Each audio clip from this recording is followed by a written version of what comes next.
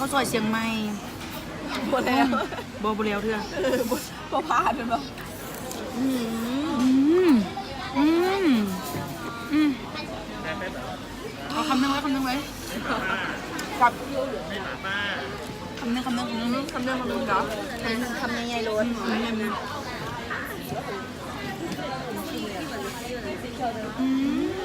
กับ อันนี้มันเส้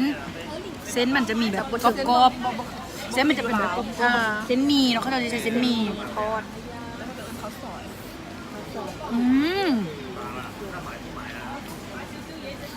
กรอบ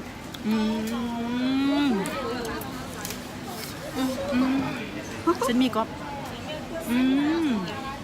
มันจะมีผักบัวหอมมีผักกาดดอง จานละ50 บาท 50 บาทบ้านเท่าเดียวบ้านเท่าเดียว ต้องทาน 12,000 กีบเนาะ